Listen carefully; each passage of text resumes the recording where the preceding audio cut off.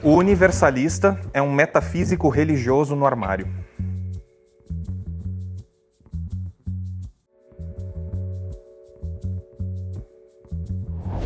Como nós vimos no primeiro bloco, a grande questão do universalista, quando ele tenta entender isso como algo absoluto, é que ele precisa de uma metafísica, ou seja, ele precisa de uma resposta que esteja num outro mundo muito melhor que esse. E toda vez que ele precisa dessa resposta, ele vai recorrer a uma tentativa um tanto religiosa. Então, seja com Platão, por exemplo, em que a realidade dos deuses seria a mesma realidade das essências, e ele vai utilizar muito da mitologia, muito da ideia de reencarnação, para justificar por que a nossa alma ela está presa num mundo de aparências. Assim como a gente vai vendo isso evoluindo na filosofia aristotélica apropriada pela escolástica, que ainda assim a verdade, os valores morais, todos os conhecimentos estão relegados a uma instância superior. E essa mudança ela só vai ocorrer mesmo depois. Eu acho que Nietzsche vai dar o golpe mortal, mas a gente vai ter Nietzsche, Freud, Marx tentando jogar a discussão sobre esses valores para o nosso mundo e não dependendo sempre de uma resposta teológica, porque no final das contas, todo racionalista, rigorosamente racionalista, ele depende de um mundo perfeito, ele depende da religião, ele depende de Deus para validar o seu universo, aquele universo conceitual que ele constrói, tanto quanto o universo material. Todo racionalista depende de Deus e a ideia é tirar todas essas ideias do armário e trazer a ideia de que um rigoroso universalista, ele ainda assim é religioso, ele depende de Deus ou de uma metafísica teológica para validar o seu sistema. Bom, Nietzsche vai ter aquela frase, aquela famosa frase, Deus está morto. E daí depois ele complementa, mas ainda existem as suas sombras. Então, eu acho que já está ficando claro a partir do debate que a gente não está aqui, né, como grandes relativistas absolutos para negar as coisas óbvias ou coisas do gênero. A gente está aqui para trazer essas verdades, para trazer esses universalismos para cá. Então, falar que estamos ou não estamos aqui, a gente vai todo mundo concordar e a gente, às vezes, até concorda mais do que discorda. Agora, na história da filosofia, a gente vai falar de fenômenos como ciência, como razão, como beleza, como natureza humana. Esses fenômenos, eles são construídos a partir de relações de poder. Existem várias racionalidades. O Foucault vai dizer, eu não sou contra a razão, o Foucault vai ser sempre chamado de irracionalista, etc., porque ele percebe que a própria razão, ela pode ser opressora, algumas racionalidades, mas ele vai dizer, a desrazão, a irracionalidade, é igualmente ou ainda mais opressora. Então, na verdade, o que a gente está tentando fazer, inclusive ciência também, a ciência ela pode ser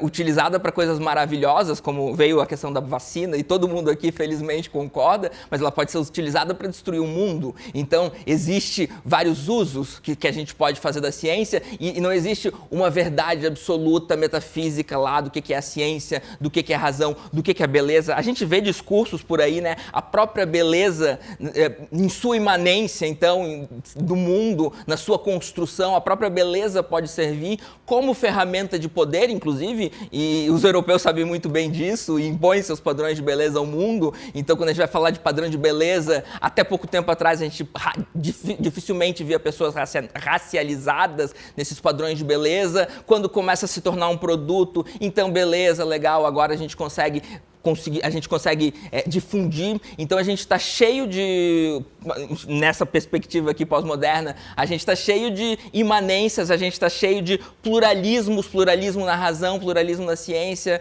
pluralismo na beleza, pluralismo no que a gente vai entender pela natureza humana, né, como os seres humanos se comportam. Então, quando a gente tenta focar muito, assim, é claro que alguns universalismos a gente pode construir para ter, né, eu adoraria o universalismo de todo mundo poder comer, todo mundo poder ter uma vida relativamente digna, mas é entender que nas relações de saber, poder e subjetividade a gente está em disputa e a gente não vai vir, o céu não vai nos salvar, né, o céu não vai vir um Deus ou uma verdade metafísica nos salvar. A gente vai ter que construir tijolinho por tijolinho e, então, sim, o universalista, de certo sentido, é um metafísico religioso enrustido.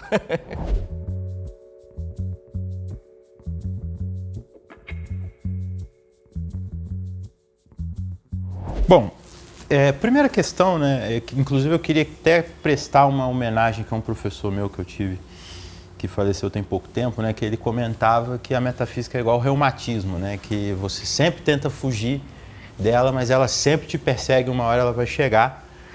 Por que eu estou fazendo essa brincadeira? Por que a gente comenta esse tipo de coisa, né? Porque se você pega historicamente a própria noção do termo metafísica, ela está muito associada à obra do Aristóteles e à obra a forma como ela foi catalogada, né, na biblioteca lá de Alexandria, que você tinha ali a obra do Aristóteles, a física, e você tinha a obra dele dos princípios, né, que era aquela obra que vinha depois da física, que em grego seria metatafísica, que seria para além da física, né, para além dessa reflexão sobre a física e tudo, e você teria essa reflexão sobre os princípios, né? E aí, por que eu estou fazendo essa longa introdução, né? Porque, no fim das contas, não tem como você fugir disso. Igual, por exemplo, a afirmação dos nossos colegas é de que o universalista é um metafísico religioso no armário, né? A afirmação deles também tem conteúdo metafísico, né? Quando eles estão falando, por exemplo, da questão religiosa, de certa forma eles estão partindo de um pressuposto, talvez até inconsciente, de que seria um discurso menor, um discurso inferior. Nesse sentido, eles estão hierarquizando esse discurso também. Eles estão se utilizando de um critério consciente ou não em relação ao que eles estão defendendo para caracterizar um discurso como religioso ou não, como superior ou não ao outro. E aí entra uma situação que é uma dificuldade dentro de uma perspectiva mais relativista, que é a autocontradição, porque aí, se você defende que seria um discurso religioso, ou um discurso religioso não assumido, né, você está partindo de um critério do que significa ser um discurso religioso, você está partindo do critério de que não ser religioso seria superior, seria melhor, e aí você também está hierarquizando isso, e aí já é um desses pontos, né? E aí, um exercício que eu faço para vocês. Na hora que você vai refletir sobre o relativismo, sobre essa ideia de relativizar as coisas, né? Ou você vai falar, olha, tal coisa é relativo, tudo é relativo, por aí vai, você está partindo de um pressuposto, de um critério que você está querendo universalizar isso inevitavelmente. Aí entra na própria autocontradição de uma certa perspectiva relativista, né? E um outro ponto é a questão de continuidade do que a gente estava conversando no outro bloco, né? Porque você, na hora que você está pensando mesmo sobre esses assuntos que eles colocam de puxar para o mundo daqui, você precisa pensar critérios para pensar verdade, justiça, certo, errado, a própria questão da beleza que eles colocaram, você ainda precisa desse critério, mesmo você estando consciente ou não. E aí, nesse sentido, entra essa dimensão própria da metafísica que todo mundo foge, mas no fim das contas todo mundo volta para ela. Bom, eu tenho certeza que essa afirmação não é verdadeira, em primeiro lugar porque ela não se aplica a mim, né? No meu caso, eu não sou um metafísico religioso enrustido, eu sou um metafísico religioso assumido, né? Eu sou católico, enfim, das pessoas que me conhecem, não é uma coisa exatamente oculta. Sou, grosso modo, um tomista, né? Ou seja, eu tenho como baliza fundamental das minhas reflexões o pensamento de Santo Tomás de Aquino, o que não significa reproduzir cada linha dita por Santo Tomás. Gosto muito de uma distinção feita por um dos grandes tomistas da história, que foi Jacques Maritain, que é o sujeito que eu mais li na minha vida. O Maritain fazia uma distinção muito interessante entre tomismo vivo e tomismo arqueológico, né? Então ele dizia que há aqueles que vão ler São Tomás para decorar as frases de São Tomás e repeti-las como papagaios, né? E ele chamava esses, um tanto carinhosamente, de a polícia da igreja, né? Se comportam como policiais e fiscais e tal. E há aqueles que defendem um tomismo vivo, ou seja, que se inspira nos princípios fundamentais do pensamento de São Tomás, porque entende que esses princípios são perenes, mas que busca sempre se defrontar diante dos novos problemas e realidades que emergem. O que eu falei pode parecer uma curiosidade filosófica meio gratuita, mas é importante lembrar que Jacques Maritain é um dos principais autores da Declaração Universal dos Direitos Humanos.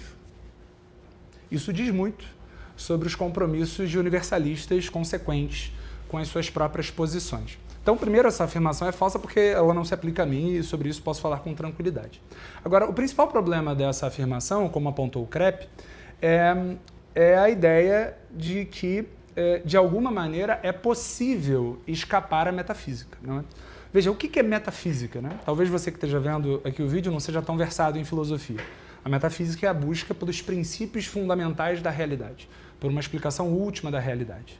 Veja, dizer que a realidade se reduz à imanência também é oferecer uma explicação última da realidade, uma explicação imanentista. Dizer que não há um outro mundo ou uma outra dimensão suprassensível e que o mundo se reduz a essa realidade palpável, social que nós estamos aqui, também é produzir uma metafísica. Metafísica é qualquer discurso que pretende explicar, em última instância, a realidade. E aí está o problema de sempre do relativismo, ou da relativização como atitude geral. Qual é o estatuto do discurso de quem defende essa posição? O sujeito que relativiza tudo está pronto a denunciar os enrustidos para lá e para cá. Mas talvez o grande enrustido não seja ele próprio.